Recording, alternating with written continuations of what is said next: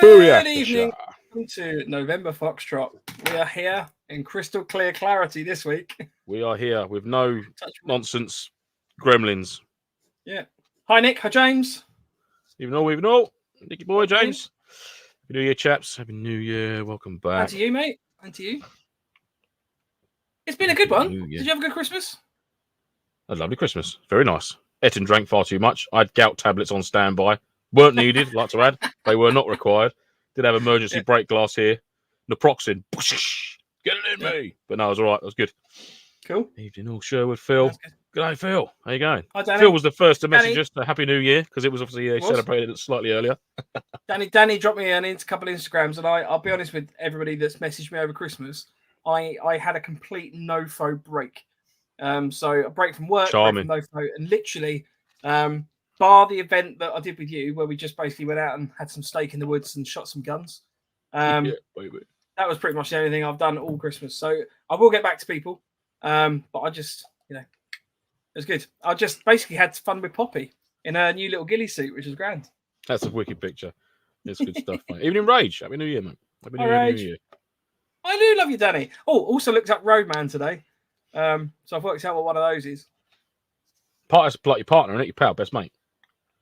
No, so a roadman is a person that stands or spends a lot of time on a road. So it essentially is what it is. Like a black puffer gilet. A black puffer gilet. Like a puffy black gilet. Oh, I see, like a life preserver. Yeah, we go. Are you going to be donning that sort of outfit anytime soon then? Well, I don't know. I mean, following on from Danny's teachings of the urban maybe Danny and I zone. I'll have to so some sort of event where Danny and I are civ pop and we'll go as roadmen. You remember now? Yeah. Yeah, and all that jazz. You have to be able to watch live again. Yeah, good man. Loving the guns, Sherwood, as well, by the way, mate. Some of them riffs, some of them paint jobs are looking pretty good, mate. I do get quite excited when we get the little tag come in, and I'm like, oh, I get to go like perv over other people's wives. You literally just going to say wives then. I was going to say weapons. I was going to say weapons, and at the last minute, I changed it to rifles. Because I thought perving over other people's weapons might be worse. So I thought, well, I'll change it to rifles, and then ended up stopping on wives. So, yeah, cool. We'll go with that. Dig yourself out of that one, Fraser.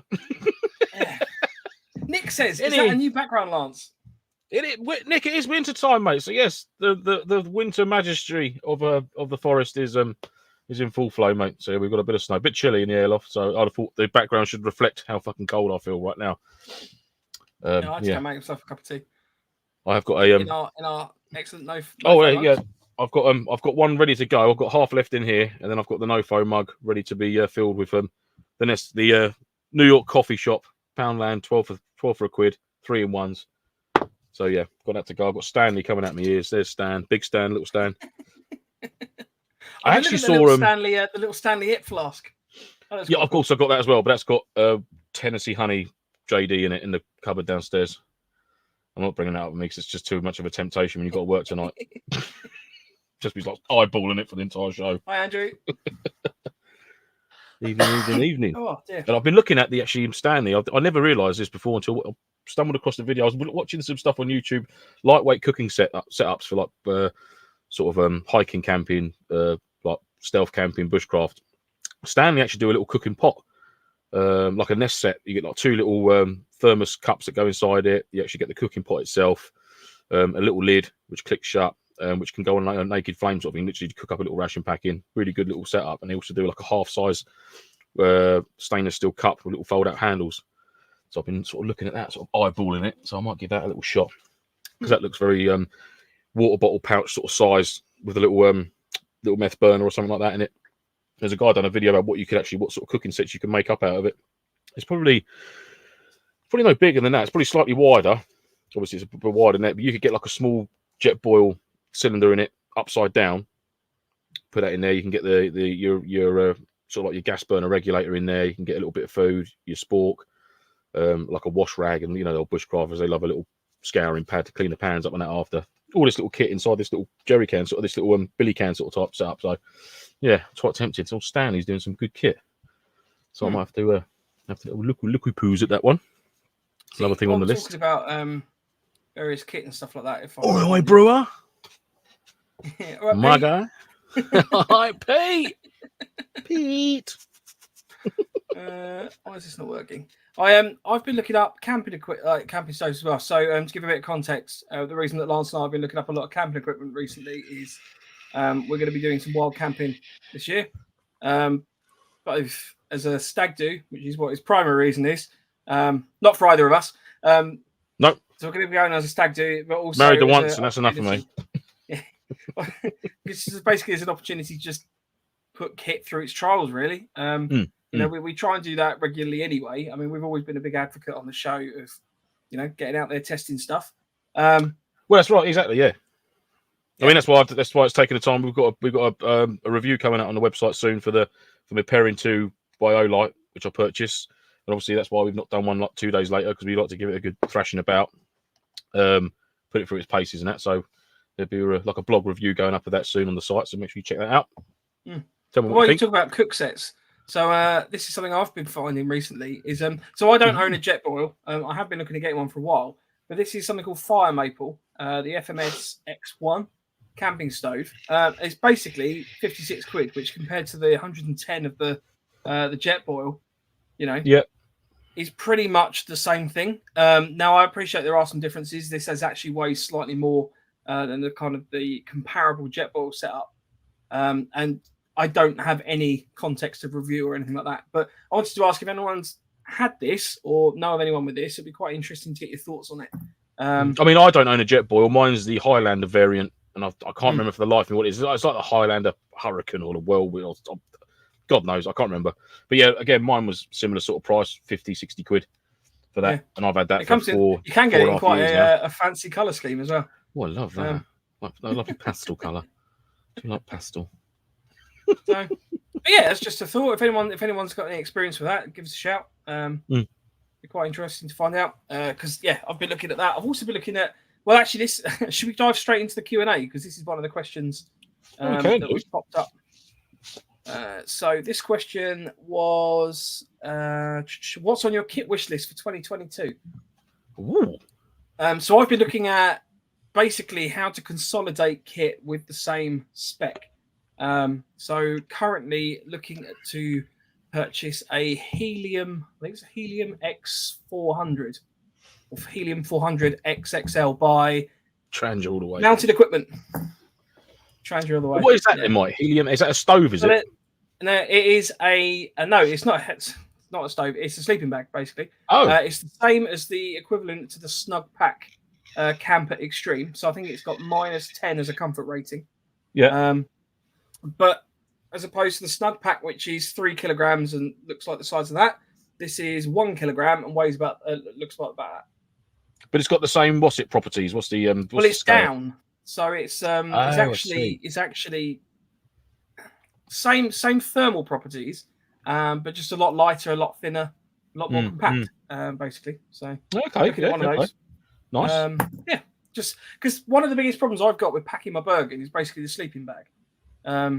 I don't know how everyone else gets everything in their Bergen. Even Les, if you've got a proper chunky sleeping bag. Yeah, we'll have to do it. We're gonna have to do a vid one day, because like I say, I've never not struggled to get my kit in a Bergen what I need for sort of like a 24-hour jobby. Just you got to get in with the knee. In with the knee. See, I've done that. You got to get angry. You got to get mean.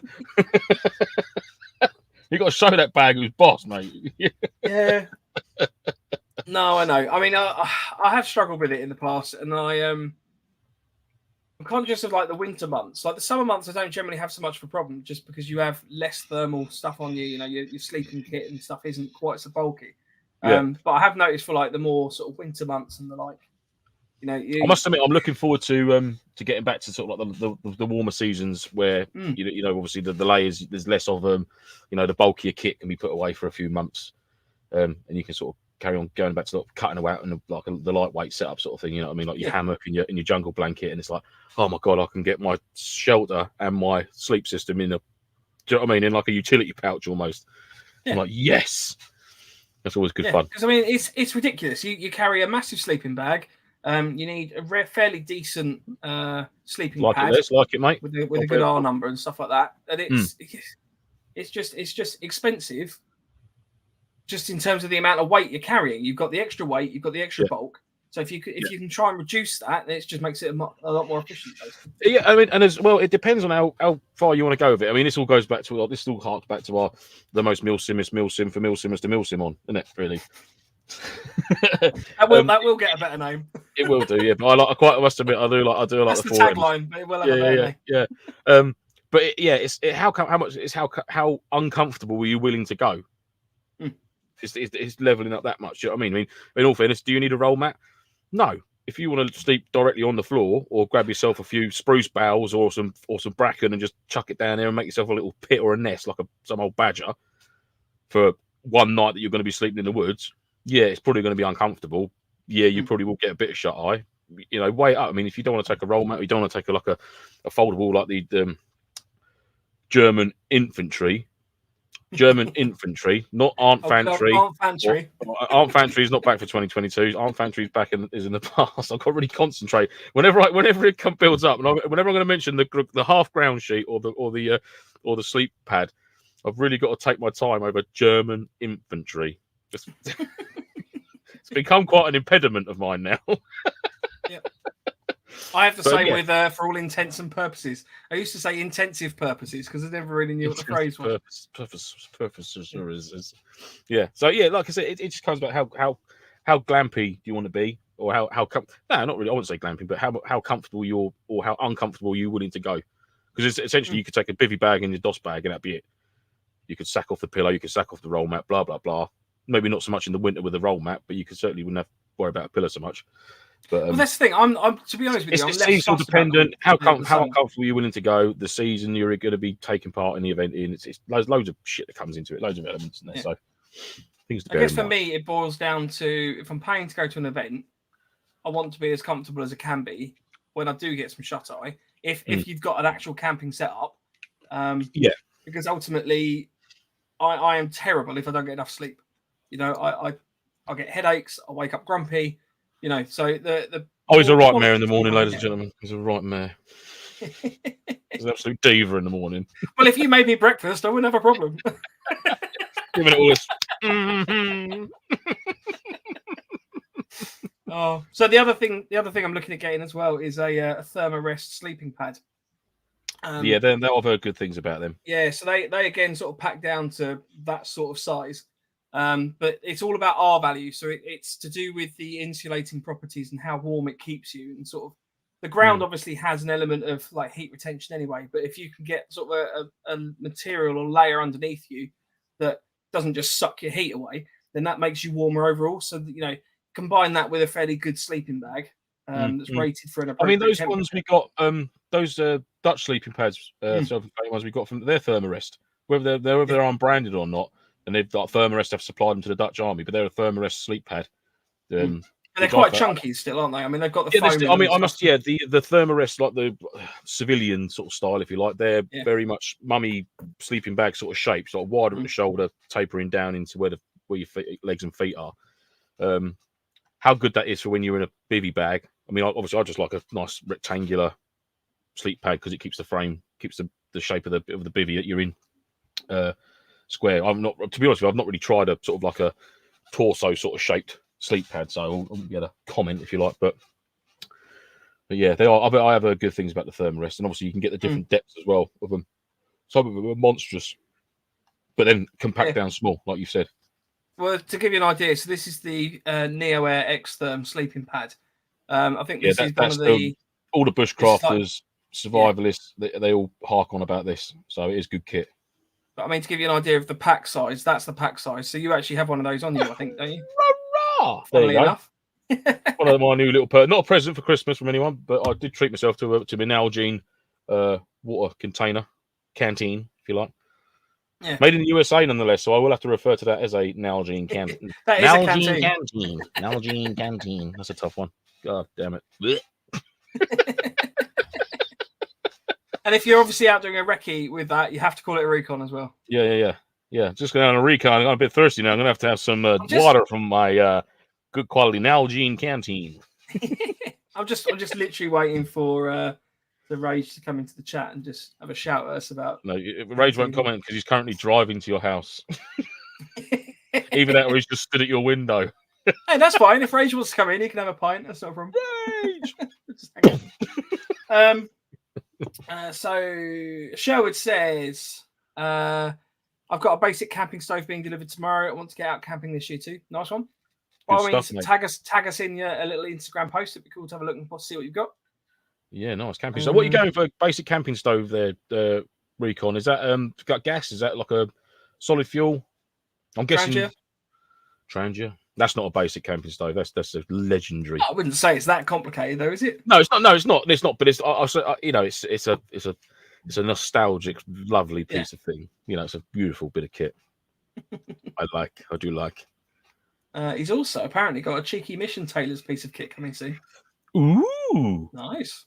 Again, like Instagram post. Tag us in it. I do love how Mission Tailors and a few of the other military tailors have got together in their guild of quality military tailors. That's a quality step forward. That is for all of them. Yeah. So I wish them all the best with their for the future with that. That was good to see.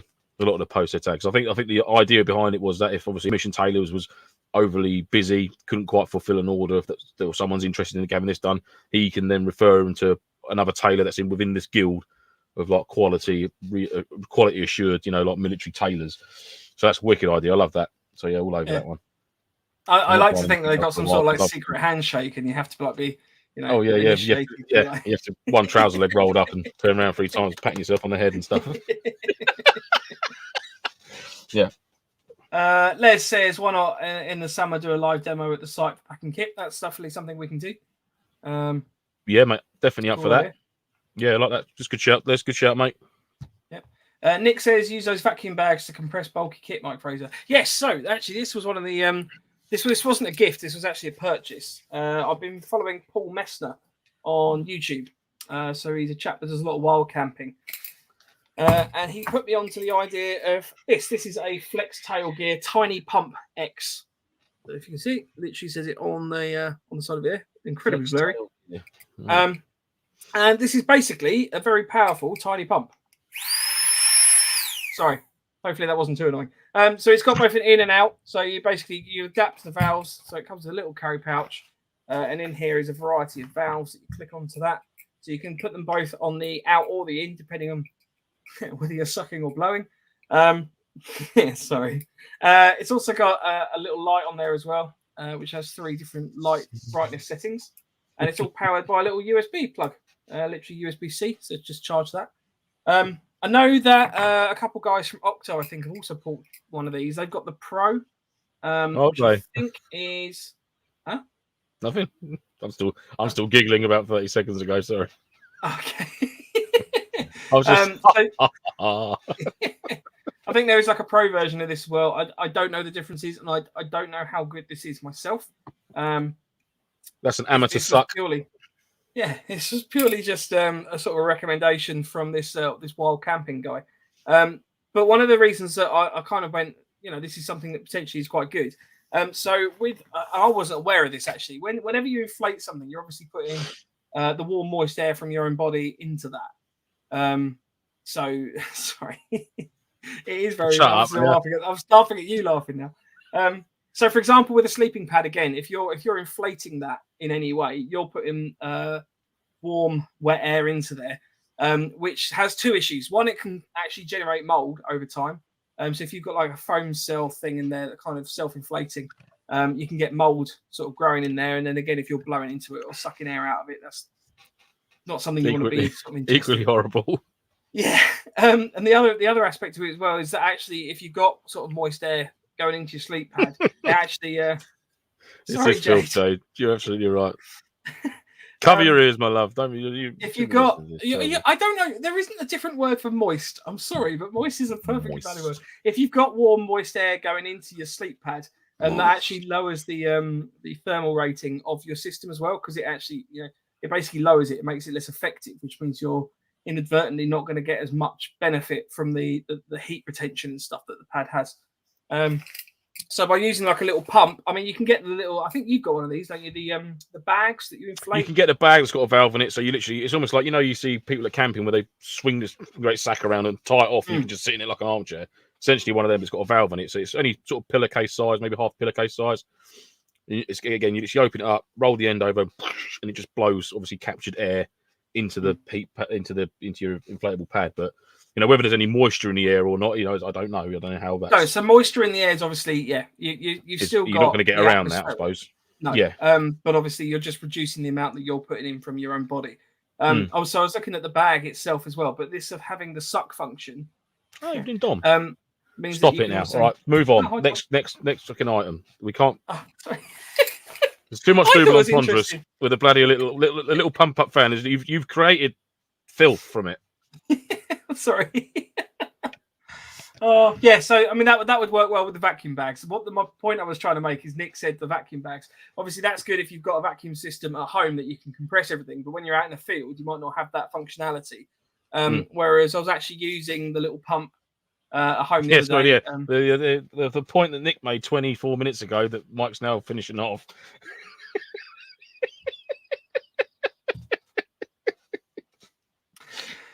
Andrew Taylor says X-Ped mats are way better than Thermarest. Sin mats are reasonably priced for the warmth. Oh yes, X-Ped. Okay.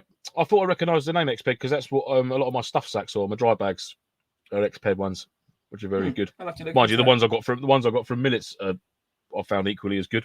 I've not had any problems with them tearing or anything. So yeah, good stuff. Sherwood says that the little cook set he's getting is powered by gas but folds away. Nice. Interesting, mate. Cool. Is that just, I'm guessing you just got a little regulator, a little orange sort of plasticky tub that you can click it into? A little storage tub that comes with it. There's the usual standard ones, aren't they, Mike? You can get them like the triangular red or a little orange. Mango, mate. Yeah. Oh, nice, man. That's good stuff. New stuff. New kit. Love that. Philip Dunn says, for fuck's sake, don't stick that drink bottle in the dishwasher. It'll shrink up and the end looking like a dildo. Don't ask how I know. Well, don't put this one in the dishwasher. I should definitely read the comment before reading it out loud live. Well, this one, don't put this in the dishwasher. I'm guessing so. It'll end up like a dildo. Moving on. Lucky for me, this was 2 for 1. Yeah, boy, it's going to be a happy new year. Ratty says, my post-Christmas credit card debt means my next camping cooker will be a homemade soup can hobo stove.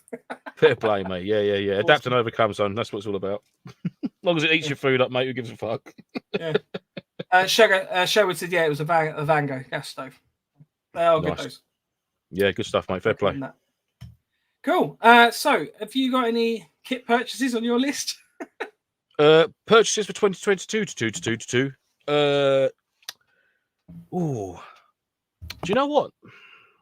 Until I see something that I want, no, not really. There's nothing that jumps out at me that I think, I need to. No, I'll tell you what there is. Actually, I want to get a new liner for my Bergen because I've got a tiny little tear in the sort of like 3/4 of the way up. So it's, I could repair it with a bit of duct tape and that for now, but obviously for the compression side of it, to push it down and then keep it airtight, it's not going to have that vacuum seal when you roll the top off. So I do need to get a new canoe bag type thing, which is my Bergen liner. I do need to get a new one of them. But other than that, kit-wise, no. Unless something breaks or I get a new... you go to an event, you see something that other people have, and you're like... I know. And like I said, I haven't until I see something that I think I need, I have no intentions of buying anything until tomorrow. Watching. She knows how bad there's no point in me hiding it anymore. She knows I'm terrible. She knows I get tractor beamed into a flash sale. Yeah. She's like, why have you got 5 Mora knives? I'm like... Well, to be fair, they're cheap. You can get a Mora knife for like £7 or something, can't you? It's ridiculous. Stop going through my shit and counting how much stuff I've got. Yeah. That's more creepy. Just stop it. Another question we had was, how do you camouflage a campsite? Okay, hell, what, an entire campsite or just your let's go with like a little 2-man basher setup.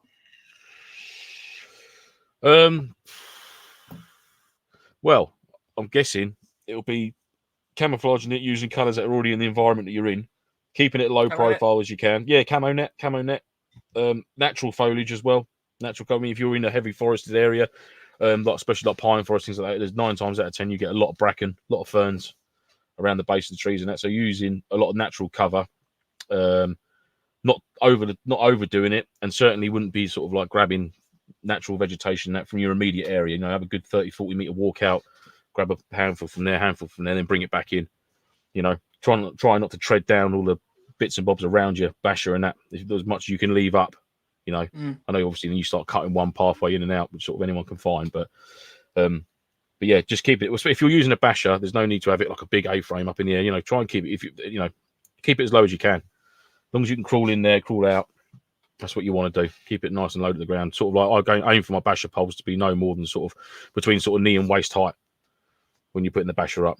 If you can get the lower you can get it, the wider you can get the sheet. So you've got more room when you're sort of laying about. It's a bit of a ball ache getting your kit on and out when it's raining, but one of them to suck it up, unfortunately. But yeah, to camouflage a campsite, it's your immediate little area. Yeah, not overly difficult. Just don't overdo it, and try and keep it sort of within keeping of what's already there. I guess from a logistics point of view, almost it's a case of also don't have like a massive fire. Keep noise to a relative minimum. Noise and light disciplines, when it comes to night time, even during the day, the smell of a little fire or stove, that's why them dragon fuel things are such a good blessing, because, they don't give off any smell, they don't give off any smoke. Gas burners, again, they're good, but then like a jet boil is a lot noisier than a little hexamine burner. You've got 4 guys in a little harbour area using a jet boil at the same time. It's like a fucking Harrier taking off. Do you know what I mean? Whereas if you've got 4 dudes using a little hexamine burner with a dragon fuel gel in there, it's silent, apart from a little bubbling brook of water as the water's heating up. Yeah. Don't have one of those little kettles that go whoo. Yeah.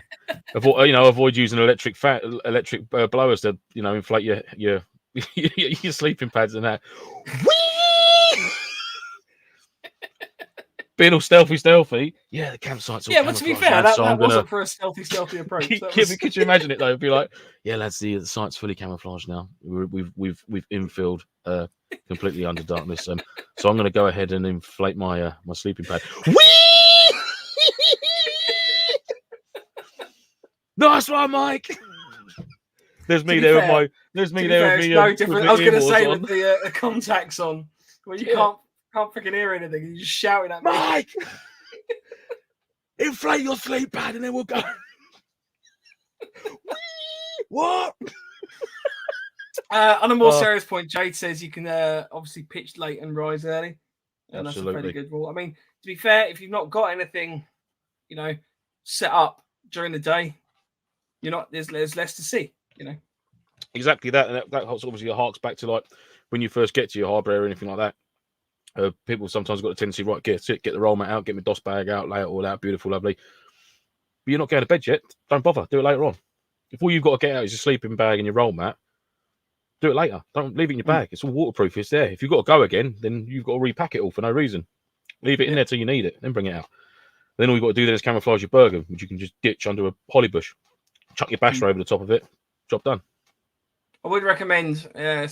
I disagree with you slightly on that. In that I would.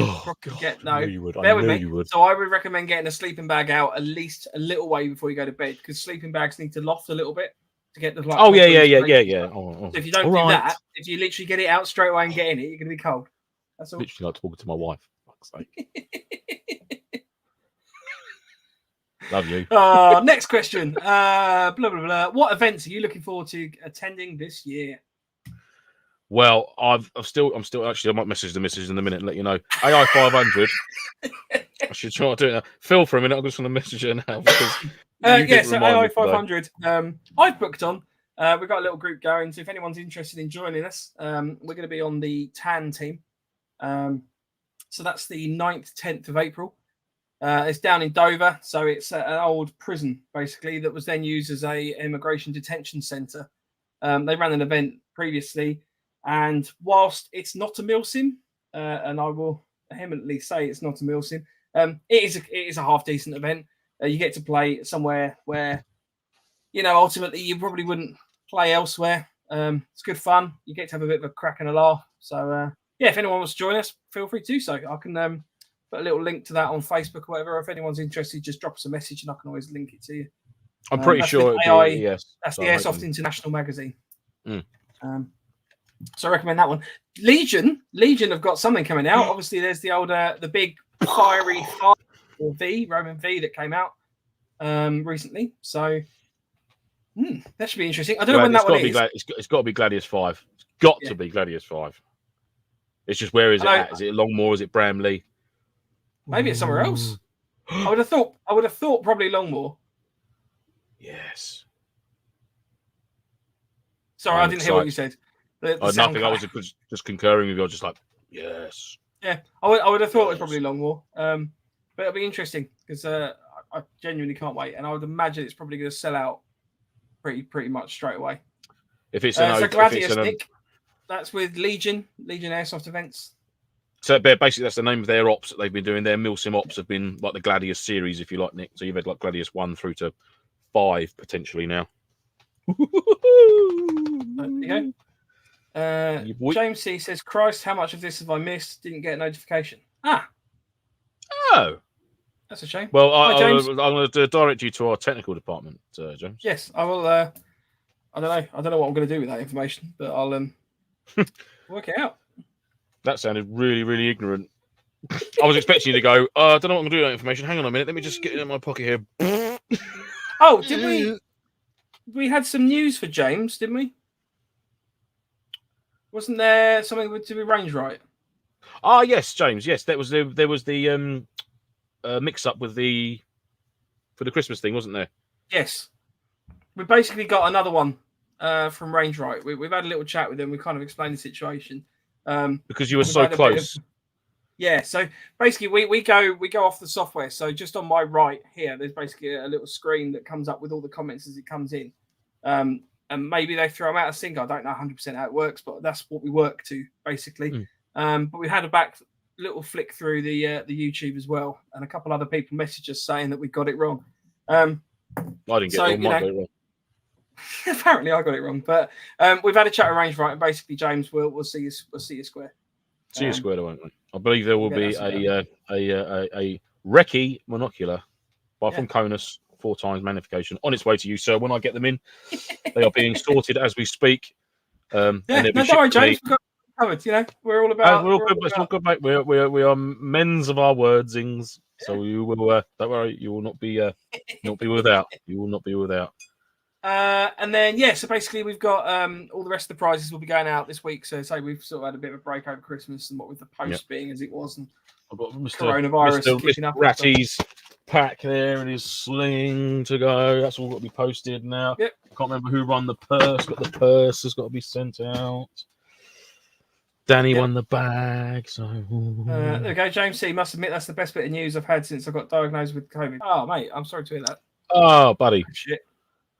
Hope it's not too bad, pal. Well, Dan from our team had it over Christmas. He had to isolate. He done a PCR test day before Christmas Eve. He got the results back Christmas Day morning, negative. He done a lateral flow test about an hour later, positive. Fuck. So yeah, but I wish you speedy recovery, mate. Speedy recovery. Chicken soup. Yep. James. Right, next question that we had come in was, if the weather turned really bad during an event, what would you do? A, chuck in the towel to save your kit, or B, plow on through regardless? Oh, there you got to carry on. How bad are we talking? I feel there is a level of cutoff where I would probably go from A to B. I think if it became a dangerous situation, i.e., like certainly wouldn't camp out in a forest during a storm or anything. I mean, who's fucking stupid enough to do that? I mean, why would you do that? Well, to be fair, I was in the car, so that was fine. Yeah, you do. Yeah, that's just, you were irrelevant at that point when you said I was sleeping in the car. It's just like, leave me now. Obviously, if there's a danger, you're talking hurricane level winds and torrential downpours that can cause flood. I don't know, but I think you'd be very hard pressed to encounter sort of dangerous weather to call it the towel at Airsoft. Depends where you are. If you're taking part in something over at Dartmoor, Welsh Valleys, where it's got its own microclimates, and you can, in 1 minute it's nice and sunny, the next minute you're up to your balls in fog and you can't see where you're going, and you're just sort of like stuck on a hillside somewhere, then yeah, that's a different situation. Yeah, it'd have to take a lot for me to chuck it in. You know, rain's rain. You know, stuff dries out. Your skin's waterproof. You know, all down to your wet and dry drills, isn't it? Mm. I mean, it is a bit of a shame when you get an event and it does sort of like the weather turns a bit sour. It's it of course, yeah, no, yeah. I mean, sometimes it Um, makes it fun for a bit. I mean, like that first private event we done, it literally rained all day. I mean, we arrived. It was nice when we arrived. We got set up with the bonus was we could get set up when it was dry, and enjoy most of that the first evening. And then obviously when it kick off early Saturday morning, it was just like fucking torrential all day long. I mean, Wayne Fresh Meat loved it. Well, that's because he's weird. But yeah, I mean, I've seen it before. I saw it at an event where you've got guys there in cry gear. You know, this is tried and tested stuff by our special forces, by our army, by specialist units all around the world, throwing it through the ringer. And it's built to be trashed. It's built to be thrown through the dirt and this, that, and the other. But it's like, oh no, I mean, I do get it because obviously there's monetary value to that of like 300 quid pair of trousers. I'm not fucking ruining these, but well, don't buy them then. Buy cheaper ones if you don't mind getting them wrecked in the gipping mud, soaking wet. Do you know what I mean? But if you're going to wear that sort of kit, and fucking if I could afford to buy that sort of kit and wear it, or warrant, sorry, no, sorry, I'm not going to afford, warrant spending that kind of money on kit for this, what I'm doing, you know, essentially toy soldiers in the woods, man, I'll be rocking it all day long. It's like, well, this is what it's built for. This is why it's this price tag, because it's this stuff. Do you know what I mean? Or is it not then? Am I missing a point or something? I don't know. That's the reason you buy it, isn't it? I mean, you're buying it to effectively run around. You know, I've seen one particular interesting situation. Oh, Doc! Hello, mate. Welcome back. Yeah.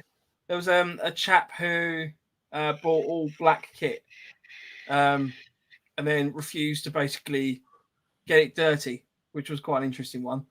Yeah, it's a funny old one, but yeah, I mean, for it'd take a lot for me to chuck the towel in over the weather. I must admit, it would take a lot. I mean, we done that. Like, was it Gladius 3 or Gladius 2 where it rained a lot of Longmore? I think that was 3, wasn't it? And we just smashed that all day long.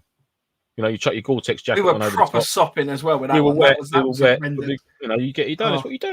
It's you know, it is what it is, isn't it? Yeah. You know, the end of the day, you're there now. We're already wet. I've never played airsoft in that much rain though before. That was proper terrible. Yeah, it was wet. It was wet. But yeah, no one went home. It was all good. Got to shoot early tonight. See you later, Ratty. Have a good one, mate. Nick says it's a game, not a fashion show walk. After all, exactly. Yeah, true. So, Dark says, "Happy New Year, guys. Have a good one." Yeah, it was good. I enjoyed it. Yes, I didn't really do anything New Year. That would probably be my only thing. Like, we had a quiet one at home, just a few drinks. Yeah. Me and the wife and the kids see the New Year in, which is all good fun. All good fun. Next question. By all means, by the way, if everyone wants to throw any questions into the chat, it'd be cool to, feel free. It's obviously as much your show as it is ours. Mr. C makes a good point up there. Mike, the poor weather, good drill, prior prep are key. Checking the weather before you go and being adequately prepared is the key. Yes, it is, mate. Absolutely, yeah. Making sure you got all your kit squared away for most eventualities. You know, even in the middle of summer, summertime, you'll always chuck a Gore-Tex jacket in the top of your Bergen. You know, weather can turn. We're in the UK at the end of the day. Do you know what I mean? Highly recommend checking the Met Office before you go to an event. And if you don't know the Met Office website, you can find it in our Intel section on our website. Boom. There it is. Last.com. Fuck off.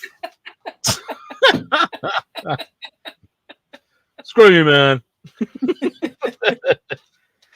I mean, it's just, I'm going to come back to Nick's comment in a second, but AEGs are obviously the only thing I would be a little bit conscious of when you're running around in the rain. For the most part, wet weather doesn't really seem to affect any of the rifles I've got. No, I've never had a problem. Yeah, definitely. I mean, I've never had a problem with water ingress into any of the AEGs that I've had, and I've used them in some fucking horrendous conditions before, proper. But then you just be mindful of it. Do you know what I mean? If you get into cover when you can. No one's expecting you just lay out there in the middle of the open, just getting soaking wet for the sake of getting soaking wet. Yeah. You know, if there's a building, if you're laying up in an area, get under a tree. You know, grab a basher out your day sack, stick it out, something like that. Get underneath it. Do you know what I mean? don't purposely get wet if you can help. If you can avoid not getting wet, don't get wet. You know what I mean? Ponchos are a good one for that. So you can Ponchos are obviously great. double up a poncho as being a tarp or a oversized Gore-Tex jacket you can just sling over the top of your chest rig or your plate carrier. Get your arm, and you're still able to function sort of thing with your rifle and bits and bobs like that. That's what's great. I've got a double XL Gore-Tex jacket which literally go over me, go over any thermal layer I've got on, and go over my plate carrier or my webbing set, and it just keep you dry. Just chuck it on. All good fun. All good fun. AEG batteries. How many for an event and storage? So, I would suggest it depends on whether you're running a LiPo or like a Titan lithium ion. Yeah, I've got a Titan one. Yeah, so there's also the NIMH. So if we cover those first, we'll go NIMH, LiPo, and then sort of the Titan style. So NIMH, I found previously I probably need 3 for the weekend, possibly. And that's particularly heavy usage. Yeah. I've never actually run LiPos, so I'm going to defer to you, Lance, on that one. I've never had an issue with it. I mean, like I said, it's different. I mean, a skirmish day, yeah, you could smash a battery and have to change out because of the sheer rate of fire and the weight of rounds that you're going to be firing. It's completely different. For a MilSim, you could start Friday morning, you might not fire a shot for 6-7 hours. The only thing that's going to affect the power capacity of the battery is going to be the weather. If it's in the summertime, you ain't got no worries. If you're in the winter, it will slowly over time it will start to drain it a bit. Titan ones apparently don't. Titan ones will hold their charge, which is why I've got a Titan one, which has got about 6,000 million bajillion amp hours in it, which is fucking it's ridiculous. Yeah. There's no need to have that much. Well, I mean, the Titan batteries, I've gone through 3 events on one battery. That one there, yeah. I mean, I still, I don't know why I bother charging it, but I still recharge it before I go to it because it's just habit. It's what you do. But I could quite happily use that Titan to run my 249, my M4, and my DMR for the weekend, switching between the 3. I mean, I've got a couple of other batteries because it is a ball ache to swap battery out of this one to that one. It's the whole, 1 is none, 2 is 1, isn't it? I'd certainly take a spare. If you've got one main rifle with a backup rifle, which both use the same battery, 2 primary weapon batteries, in my opinion, would be more than enough for a Friday through to Sunday afternoon event, which is like a 36, 48 hour. You shouldn't have to change your battery. I'll carry one around with you as well. Yeah, you shouldn't go through any more than 2 batteries for a 36, 48 hour event, especially in the summertime. I'll be surprised if you manage to drain a battery at an event, a MilSim event, unless you've been absolutely caning it, which sort of like, how was that gameplay? If you've managed to just kill a battery. Then there are some situations where you get particularly aggressive firefights, and it might be you just can't rebomb. Yeah. I mean, a perfect example of where potentially I could see that happening would be like a Vietnam event, the one we done at APOC, where we came under fire at our fire base at night. I mean, that was just chaos. That was just absolute chaos. I mean, Dell's M60, like we said a few times, we mentioned it literally fired itself to pieces over that weekend. There was bolts and fucking springs missing off of it, where it was just like, if that had been a real gun, it would have just been liquid hot magma just in the watchtower by the end of it, wouldn't it? But yeah, I'd certainly say no more than 2. I wouldn't have thought you'd need no more than 2 on your kit, like 1 in the rifle, 1 spare. If you've got 1 in the car, whatever, but then we're sort of trying to get away from the whole, forget the car. The car's not there. Forget about the car. There is no car. Yeah. You got dropped off at the site. Your car's not there, all right? Let's get that mindset. How do you carry it on your kit, out of interest? I've got a small LiPo fire bag. So I've got a bigger sort of bulky square one, which I use for transporting my batteries in, because they're all compact in there nice and tight. So they're not banging around or anything in my bag or whatnot. And I always keep them in my gun bag, so it's an easy bit to get to. It's not like buried in the bottom of my Bergen, where if something did happen, I'd be like, fuck, fire. It's a quick, like, zip, I can get the bag out, and it's contained within that fireproof silver LiPo safe bag. I also use that for charging as well. So when the battery's on charge, it's inside that silver foil bag with the lead running into the bag. On a hard surface as well, not on your carpet or anything like that. You know what I mean? Put it on a table, put it somewhere easily to keep. The closer to a window, even better, because if anything does happen, you can just fuck it out the window. And it does happen. Like LiPos are a nightmare. Can happen. You know, lipos are renowned for it, but a battery's a battery. In the day, anything can happen. Do you know what I mean? Anything can happen to anything at any time. You know, we've had Apple iPhone chargers in walls bursting at flames. You know, I've heard stories about that. Other phones as well, not just Apple. Well, I mean, the Samsung. I think the Samsung Note or whatever like that. It used to just spontaneously anything. You know, anyway.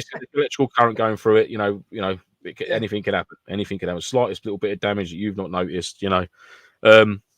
But yeah, for carrying a battery on my person, I'll try and avoid keeping it inside like an inside jacket pocket or anything like that. I'll certainly make sure it's in a pouch, whether that's in like a smoke grenade pouch on a plate carrier, or whether it's in a utility pouch on my webbing, or you know, I'll try and avoid putting it in the dangler at the front. You know, you don't really want that going up in flames, considering the area that it's in.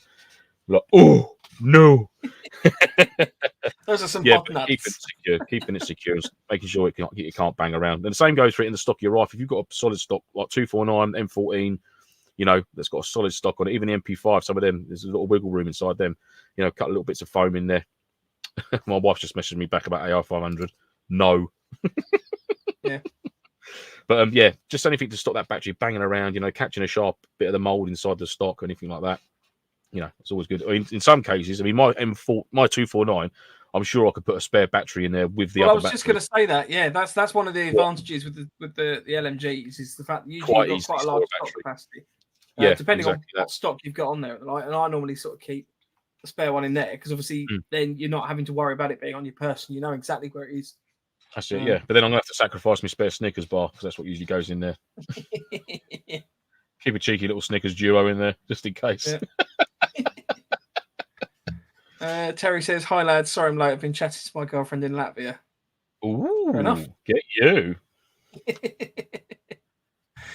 Sherwood says, "I'm tempted to say for an LMG, can you give pros and cons for LMGs as a whole?" Pros, they're fun. They're a lot of fun. They look awesome. They can be. I was going to say they can be really effective and light.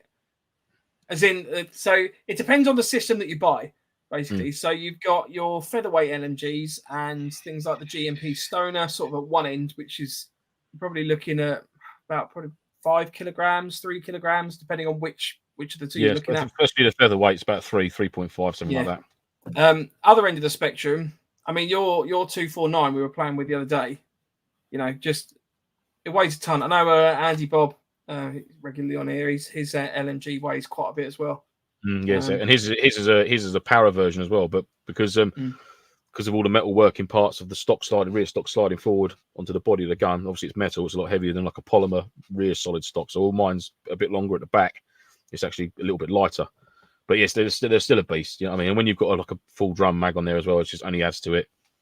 But it's a very effective piece of kit to have. And if you've got a team of 8 of you, you know, I'd expect at least, especially for a MilSim team, you want at least one, if not a secondary, someone with a say like Mike, for example, he's got his DMR and his M4 and that, but he also can run the Stoner or the 249. Same with myself, I've got the DMR M4 249 set up. To have 2 there in an 8-man section is great for when you're doing your pepper potting or your bounding. You know, you can split into your 2 fire teams. You've got 2 LMGs, you know, which is always great. 2 arcs of fire. And then, like I said, they're a very effective bit of kit. If they use generally there's a different rule set with LMGs, so it's something to be aware of.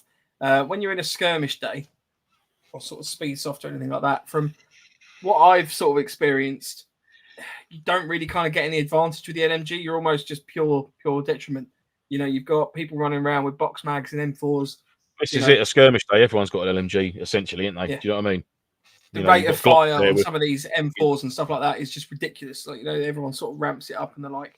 But then with more film sim, battle sim, MilSim style events, you're probably looking at the LMG kind of giving actually being able to use that full auto, whereas everyone else might be restricted to semi or burst. So it kind of depends on the situation that you're going into, I guess. Yeah. I mean, it's great seeing LMGs being used correctly as long as you're up against other LMGs in like the Op 4 section that are doing likewise, you know what I mean? You know, control bursts, covering an area of effect rather than sort of just pinpointing like that. You know what I mean? You're we need you to keep the corner of that building pinned. Any movement, a few rounds at it, a few rounds at it, that top right hand window. Whilst we move around like that, that's what that LMG gunner is there for. He's there to lay suppressive fire. He's not a sniper. He's not a rifleman. Do you know what I mean? Yeah. Cutting about with a 249 around the doorway and it's just like, woo, I mean, you've also got the restrictions of Legion events, for example, from recollection, only have like single fire when you're moving through buildings. So if you've got an LMG that's only got a full auto mode on it, that's obviously going to get a bit of a detriment. Yeah. So again, with the GMP Stoner, it's got both single and full auto. So if you're going in, you can switch that over quite quickly, and it's that's an advantage. I think probably the main one for an LMG gunner is purely ammo capacity. If you're up against people with sort of 500-600 rounds and you're sitting there with a 2,500 box mag, potentially with another backup, depending on the rules of the game, you have the ability to out ammo the enemy. If you're literally stuck in a firefight, you can get to a point where the enemy that you're confronting has run out of ammo. But then again, you're thinking of on that side of things. Though, if you flip that on its head, you're up against a guy who's say he's in the top window of a building. He's got an M4, X amount of mags on him. He's dropping out and going bang bang, doing a couple of rounds at you. You're then returning fire with 2 bursts, which is potentially 30-40 rounds. Yeah. So his scale of his 2 rounds to your 40 rounds, 2 rounds to 40 rounds. You will deplete your ammo almost as quickly sometimes as a rifleman, depending on how clever you are with it. Do you know what I mean? So there's something there to be very, like you say, you're there. From my personal experience of laying down suppressive fire with an LMG or support weapon of some description, you're there to enable the rest of your section to outmaneuver. So, suppress an area, outmaneuver, kill, capture, and then push forward through the target. That's in my opinion, that's what an LMG gun is all about, as well as looking sex. Oh, Juby, congratulations, Juby, Mr. Juby got engaged over the Christmas period. So congratulations! Many happy returns to him and his lovely wife to be. I'm assuming that's the lady in the picture. Lots of quacky ducks, lots of quacking ducks for that one. Duck on the menu for the Christmas for the wedding breakfast, no doubt. Joe says when it comes to the LMG, I always opt for the Clam Hammer IG4. The Clam Hammer, yeah. There's no stopping it, mate. Fresh Meat says, "Happy New Year, lads. Sorry I'm late." You will be. Do that again. Send your gun up a hill fully kitted. Yeah, that's what you get for being late. That's why you got sent up the hill fully kitted with your LMG. Because you were late. Gunners tend to draw fire from the enemy, letting the rest of the team move. Yes, I mean that's the thing, isn't it? It's when Terry's also said it's a suppressing weapon for cover. If you've got the ability that you can just literally have someone just literally spraying left and right, even into a tree line that you're trying to sort of approach on that you can't necessarily see where they are, it just keeps people's heads down. That's it. Exactly that, mate. Exactly that. Hi, Damien. Next event, cool. Sherwood, you can have a crack on the 249. Next event I'm with you, mate. You're more than welcome to have a blast on the 249. Get the toys out for a play. Right, next question we had. Will you be making any changes to the kit or setups this year? So this obviously isn't just buying stuff. We're obviously talking about actual loadouts and stuff now. Well, yeah, I mean, I'm guessing obviously with the changing season and that, obviously we're sort of moving into our winter now because my feet are fucking freezing up there. I should have put my booties on. Should have put my bivvy slippers on. I left them downstairs and my boy was wearing them the other day. Sitting down, I was like, fuck, I could really do with them now. But yeah, it obviously transitioning from sort of the winter into the spring, lightening the kit up a bit. No massive ideas of actually changing like the actual setup of like plate carrier as it is. I'm happy with how it is at the moment. There's a good chance I probably will change it at some point, but I must admit though, I've not been out in the old DCS for a long time. It's been I've been doing so many sort of like the PMC roles and that recently. It's sort of been on the back burner a little bit. The old Warrior chest rig, the 91 Elite chest rig, that's been being rocked quite a lot, and the Northern Ireland chest rig, BPM Woodland one, the British Army one. That's been. See, I love a plate carrier when it's cold though, because you get your hands just inside that top bit. So just plate carrier on your chest. A lot of people say that they love a plate. See, in the winter months, so I prefer like having an extra sort of like fleece, like a merino wool base layer on with like a fleece and my smock, and then a belt kit, like a webbing set. You see Emerson, they do a sleeve. Have you seen those? They're like tights almost. It's like an arm sleeve. They come in different camo patterns. They got the tattoo. You can get like a tattoo sleeve, can't you? You can get the tattoo ones as well, but these come in like a multi-cam or like a like various sort of camouflage patterns. What can be worn in the summertime as well? So if you've got like a shirt sleeve on, you can chuck that up. Yeah. Maybe I'll have to investigate if we can get a pair. Maybe we can do it as a giveaway. Could essentially just get like a MTP morph suit.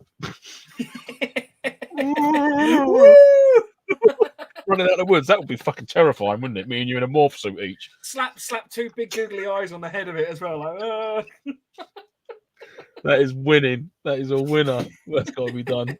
I mean, for me, in terms of kit, I am looking at. I really want to kind of build a MTP multicam sort of webbing set a little bit more. I quite like the battle belt setup. And I've used that a fair bit recently, but I guess I want to get to a position where I've got like a battle belt set up with the yoke, and then the plate carrier is almost just an extra addition. So, you've just got that scope to have more kit on you. So when you're doing sort of the patrols and bits and pieces like that, for our, we've sort of been talking about the most MilSim that you can MilSim. It'd be quite good to sort of, rather than have the kit in the Bergen, you kind of got a little bit more on you. But at the same time, I'm conscious of just not adding too much extra weight. I'm already carrying around quite a few pounds that I probably shouldn't be anyway. But it's weighing up. I mean, if you can afford the belt kit and you're ditching the plate carrier off, I mean, if it was real steel, obviously you're going to have two actual plates in there, which are going to weigh in excess of 2.5, I don't know, potentially 5 kilograms each. I don't know. I'm not familiar with how much a real plate. Terry would probably be able to steer me right with that one. But then you're going to be minusing off the weight of the plate carrier. You're going to have a belt kit on, so you're going to have your yoke, your belt, your X amount of pouches, whatever you're going to have fitted in there, as well as your comms and that from what would be on your plate carrier. So essentially, he's weighing it up. I'm guessing. I'm going to say that a loaded webbing set is going to weigh a bit more than a loaded plate carrier from a MilSim point of view. Not real steel, because obviously if you've got actual real plates, and unless you run real plates in your plate carrier for events and that, then if you do, fair play. You're a much fitter person than what I am, which is not hard to achieve, actually, to be fair. You could get out of bed quicker than what I do, and you'll be fitter than me.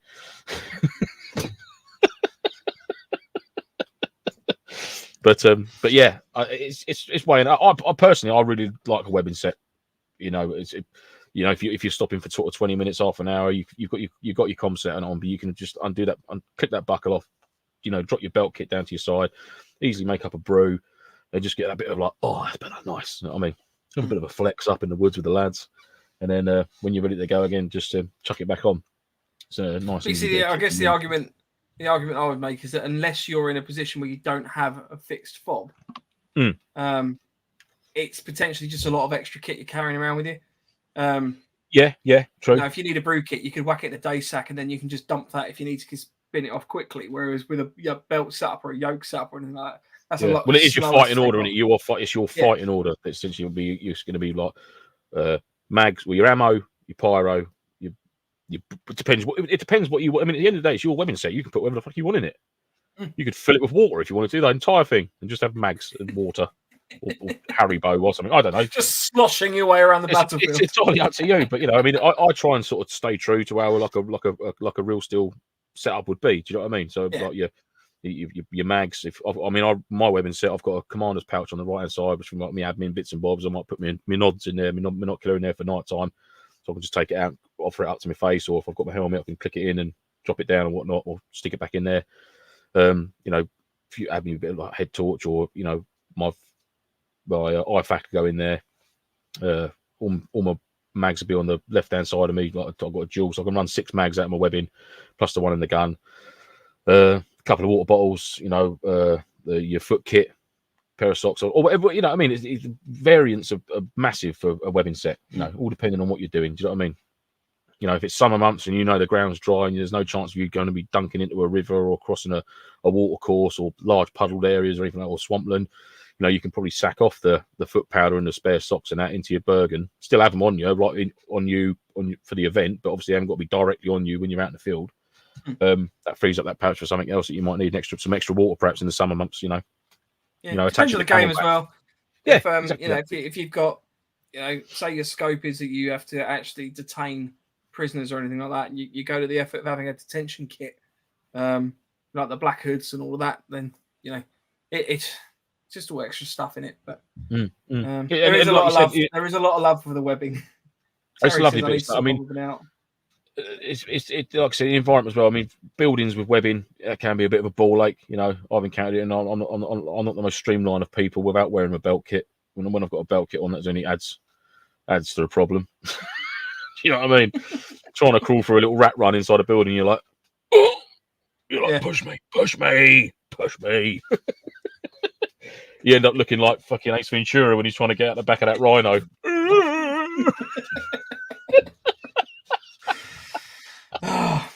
Terry says webbing is normally £35 when he was in.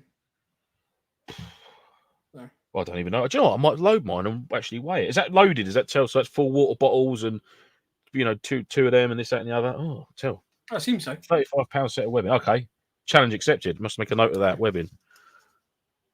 Going back to the morph suit, Damien says a 249 gun at aiming low was smart in a morph suit. God, yeah, not half, mate. Hurts when you got full kit on, let alone a bloody morph suit. And James says psyops at the next MilSim. E2 morphs, MTP morph suits. I mean, maybe that's the I don't think anyone wants to see that. Maybe that's the next evolution of ghillie suits. You kind of gone with the string. You've then got the leaf suits, and then the next evolution is literally you're one with the tree. You have to be tree. Where is he? It's completely vanished. Until they brush past your little twig. Poking out awkwardly. Oop, sorry about that. Yeah, Terry says it's £35 loaded. Hang on. I'm still trying to write loaded webbing set, £35, but I'll keep stopping and talking. I'm like, what am I writing?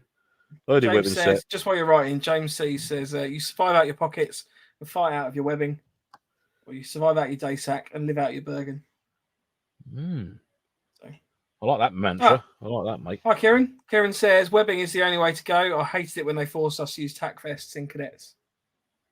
Okay, yeah, a lot of that for webbing. I say when I was in the Army Cadets, we all used webbing set, belt kit, 58 pattern, or the PLCE stuff later on. Would you have ever been cutting around in plates though? Nah, never. Not when I was. I mean, not when I was in, son. Talk about the Army Cadets for fuck's sake, Mike. So it's pith helmets when you're in, wasn't it? Oh, piss off, you twat. It's all very nice red kit. Yeah. Oh, yeah. Little white stripes across there, Yeah. Damien says day second webbing plus weapon for combat fittest was 25 kilograms. Day second webbing plus weapon for combat, 25 kilograms. And that's a total weight. So you're looking at what? You've got to be looking at 5 kilos at least for your weapon. And then the remaining 20 kilos divided between a day sack and a belt kit. Is that the minimum weight, Damien, for training or tabbing, or if you're doing like route marching and stuff like that? That's what you'll be required to have that weight on you. When the whole, the selection courses and that, when they say we're going to weigh your kit before you go out, and if it's below or above, can include water. Oh right, so then you've got water on top of that, right? Whew, blimey, learned some stuff tonight. Love this. Loving this. Apparently that was the 8-mile test. Fucking hell, mate. Cool, blimey, governor. That's one thing I do want to improve this year is my physical fitness. Yeah, well, I'm off the fags. Cigarettes, I mean. Stop it. So yeah, I'm off the smokes. I'm not going to say no to a cheeky cigar now and again. We've all got to have our vices, but the real roll-ups and that have all gone. I'm Mr. Vape all the way now. We did have massive stakes at that weekend. We did have massive stakes at our little plinking session, didn't we? It was cool. We basically this plinking session we were talking about earlier. Basically got a new cast iron pan, so it's like a slight concave thing. You literally put it on top of the campfire. Dish, isn't it? Yeah, and you literally we whack some olive oil in there with some garlic and stuff like that, and just a few steaks and things. So that may or may not be appearing at some future events if we can have campfires there. Assuming that we can take a car there, because the thing weighs 6 kilos on its own, and I am not. I think personally, I think you need to. I think on the underside, you need to get a handle welded to it, so you could literally use it as a Spartan shield when you're not cooking with it. Yeah, because it is essentially a shield. Just basically put a stencil there and sandblast out the Punisher logo on the base of it. Terry, so it's safe to use public toilets again. Yeah, you're safe again, Terry. I'm no longer hunting you down, mate. Going back to the webbing, Kieran says it was only one particular company's adults that wouldn't allow us to use our own webbing. Oh, controversy. Controversy. I think controversy is the American way of saying it. Controversy. I don't know what that is. I don't even know if that's American. Question: what role within a MilSim would put you most out of your comfort zone? Wet nurse. I think for me, it's probably a medic. What did you say? A wet nurse. Bit bitty. I was playing a civvy pop, wasn't I? They said it would give me extra points. What, you was running around as a wet nurse? Now that is psyops right there. I'm not. You just coming out the tree line, not even with a rifle, just go. Yeah, bitty. Bitty. Oh. And you chasing me. You follow me close behind. Watching this, but I'm sorry, Jade. You follow me close behind in your morph suit with googly eyes. Ooh, bitty. I'll be like, oh, it was at that point we were asked to leave. It was at that point they realised they'd fucked up. So, sorry, lads, wrong event. We'll go back in the head. Oh dear. No, for me, I'm guessing I'm going to say like a proper sniper role. I think I'll be sort of very, I wouldn't say uncomfortable, just like really like out of my depth. Be like, I really don't know sort of the ins and outs here of what was expected. So I've never done it, never tried it. I've tried to snipe, but I've never actually done it, like carried out a sniper role for an event. You know, using a DMR and being a sniper, I think personally are two very different things. Do you think if you had all the kit, so say you had like a proper, say Silly Gilly had come in and he's like, right, here's your crafted leaf suit. You know, here's would I be laying on a chaise lounge when he delivers it? Yeah, if you want. That was a weird segue, but we'll go with it. Okay. And it, you know, you say you've got trying to get into a chaise lounge now on a single chair. Okay, so you've got the the rifles all been kitted out and everything like that. It's sort of shooting comparatively well to meeting grapes. Do you think you'd struggle as much? Yeah, because again, it harks back to all the gear and no idea, isn't it? You know, you could dress me up as an astronaut. Doesn't mean I can fly a fucking space shuttle, does it? No, true. I feel the suggestion I was making, rather it would certainly make me more mentally prepared, because I'm thinking it certainly give you a bit of a confidence boost. What?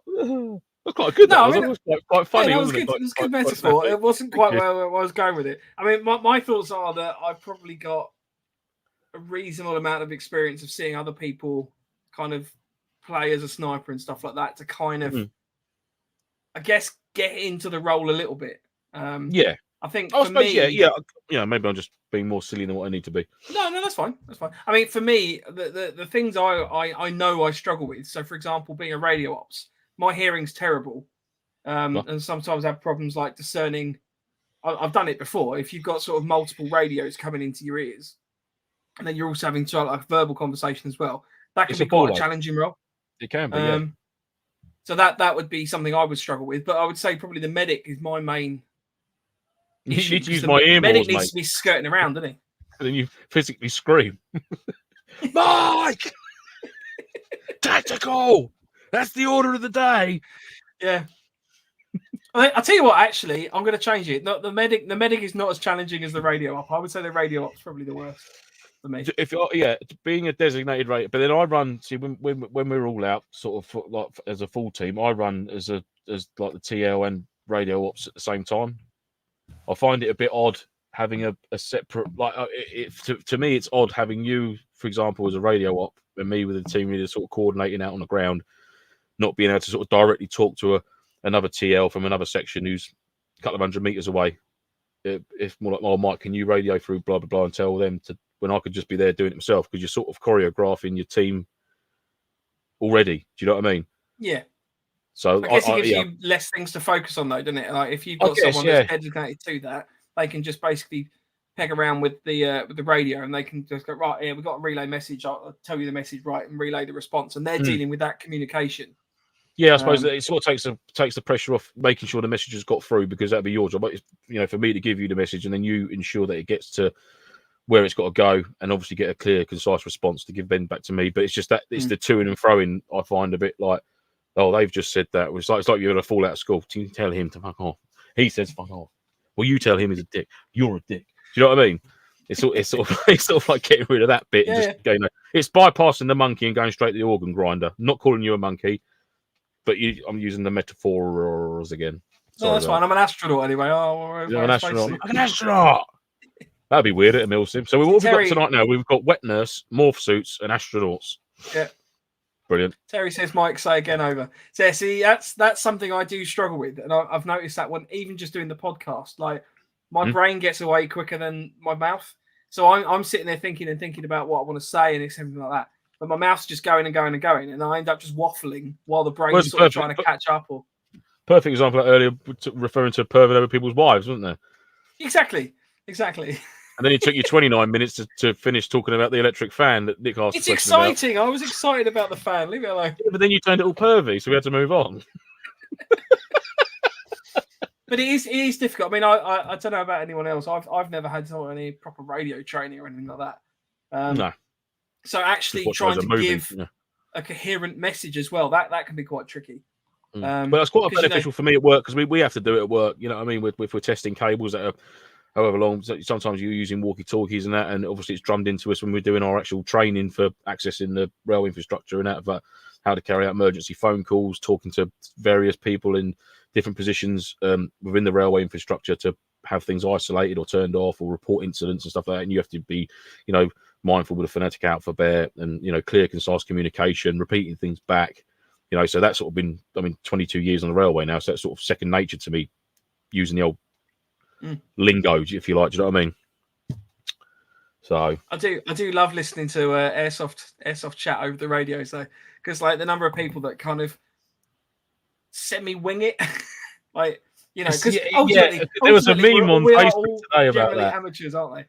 I think is it the Alienus.com or something? They brought some patches out, and it was like Airsoft thingy #1, and it was some dude there doing like hand signals with semi-invented jargon, like. I haven't seen that. I'll have to check that out. Whiskey 6, sugar bun 7, and it just making up a load of bollocks and doing some weird movement with his arm. Yeah. It's as a PVC patch. It's brilliant, really good. It's like, basically it, yeah. Just say some weird stuff that sounds army, and then just fucking do a bit of David Brent. We're going to go on a recon, and we're going to go to Alpha 6 by Charlie 4. That's it, yeah. Negotiating. Bit of David Brent / baseball pitch dugout. Yeah. You know what I mean? I genuinely do find the hand signals thing to be an interesting aspect of. I sort of feel that there are a few basic hand signals that maybe people could. Oh, here we go. Look, a bit more on the Stanley front. So this was made 9 p.m. last night. So we're 24 hours and 13 minutes in.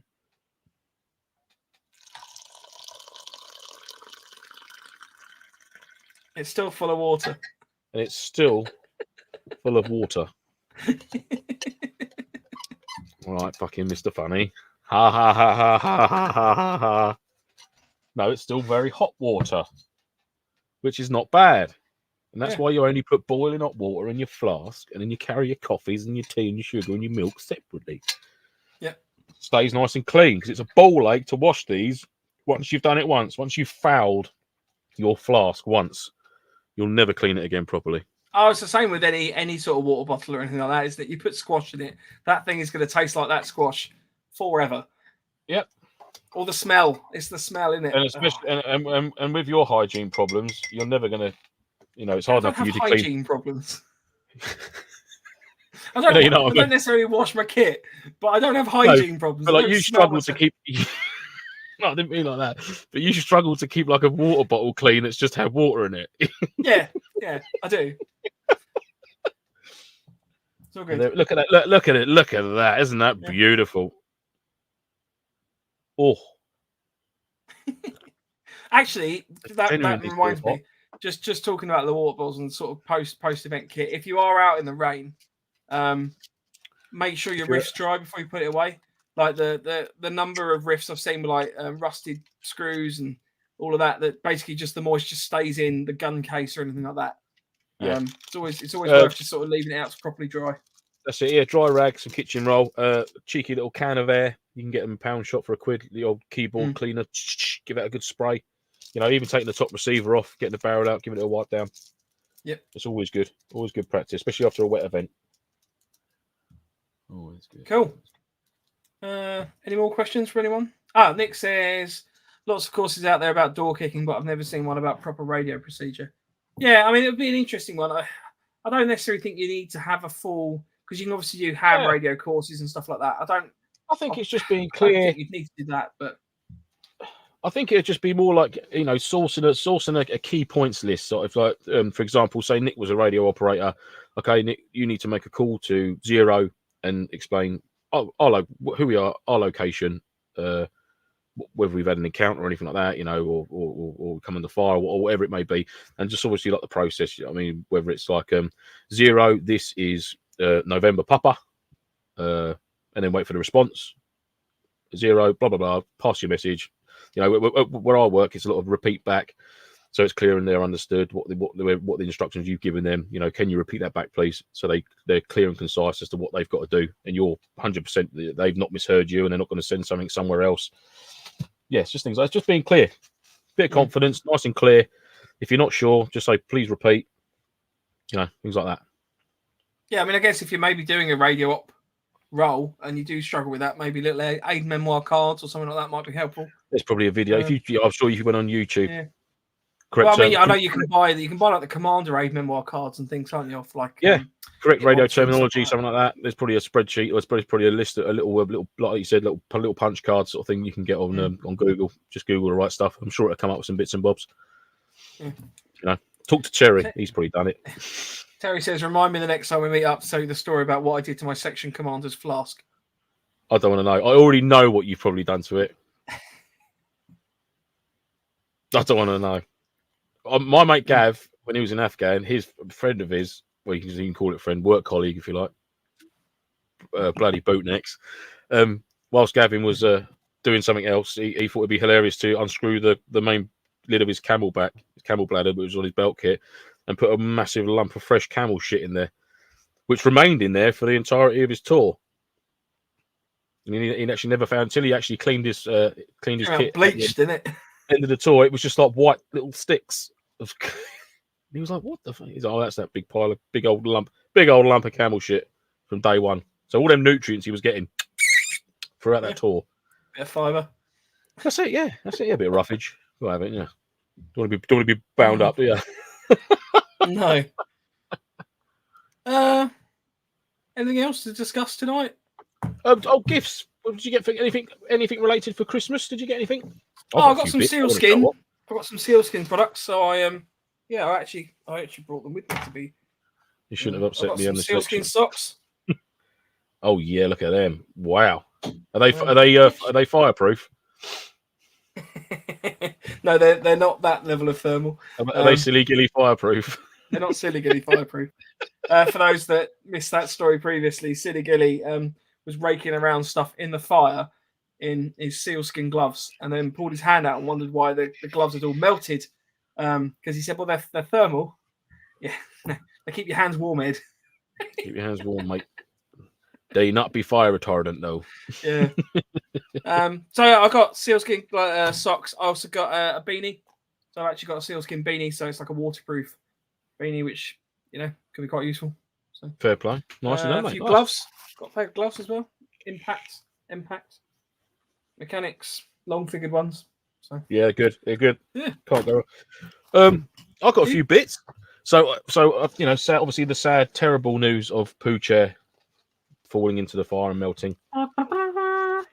But Daddy, come up top trumps, brand new Kamui Pooh Chair, the Mark II MTP, beautiful. Used it a couple of times already, so very happy with that. So I've got that. I got these are beautiful. I've had this is my second pair of these now. The Mechanics soft tan leather, semi-fingered, if you like, fingerless. Great pair of gloves. I use them for work and I've used them for airsoft, and they're just literally indestructible.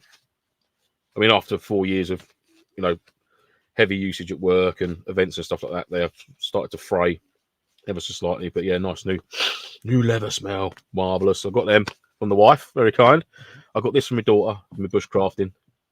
Nice little wooden spatula, and actually saw she thought of you. Thought of you, Dad. I was like, oh, love that. Because the number of events you've come back and gone, we've had to cook with sticks. Yeah, we've had to cook with shitty sticks that we found in the hedge. I got that from my dad as well. A little bushcraft manual, bushcraft 101. Nice.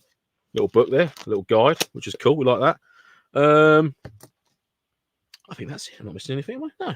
Yeah, that's about it, really. I bought myself a little Nalgene bottle and that, a little bits and bobs, but yeah, nothing completely airsoft related. But yeah, some nice little bits and bobs nonetheless. So very happy with that. Yeah, nice. Sherwood says he's trying to make a joke to mix MTP and poo chair, but coming up trumps. It's the MT poo chair. The empty poo chair. The empty poo chair. It's not. Just stop it now. We'll go with it. Nick says no new helmets. I actually did get a helmet before Christmas. It wasn't really a Christmas present to say, but the lads over at Reaper One gave me a little helmet, a cheeky helmet. That sounds rude. All the lads at Reaper One, they all gave it to Mike. They all gave me a helmet. They all gave Mike a cheeky little helmet. Yeah, that's quite cool. So proper like ballistic Mitch helmet, which is quite cool. So that's gone in the collection. The Mitch 2000, isn't it? I think I've got one somewhere. It is. Over there. Yeah. I've had a nice tidy up in the loft. I have to say, that was probably one of my things I did over Christmas as well, just to sort of give it a bit of spruce. Really good have you got it all neatly organised? It's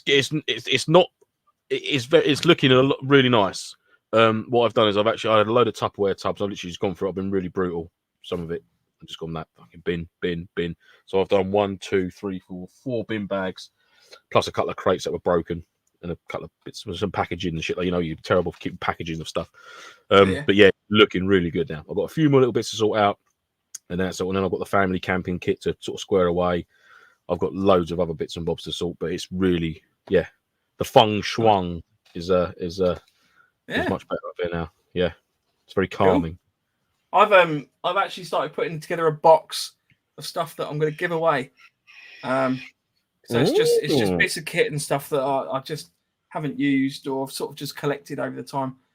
So I know Lance and I are sort of talking about having a little summer shindig.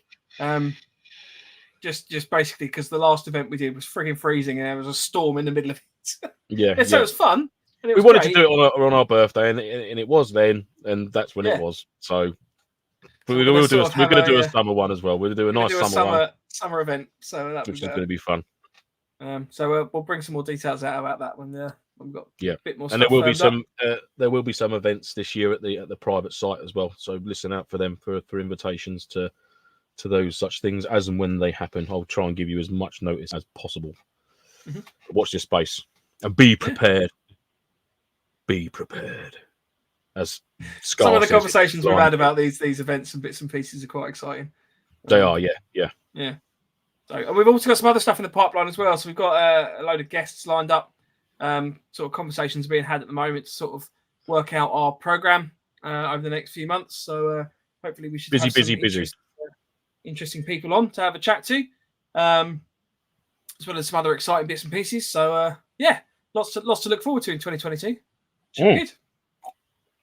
I'm excited. Yeah, Sherwood, definitely come along, mate. You said, absolutely, mate. Yes, you must come down. Bring the boys. Come down. So open invite. Cool.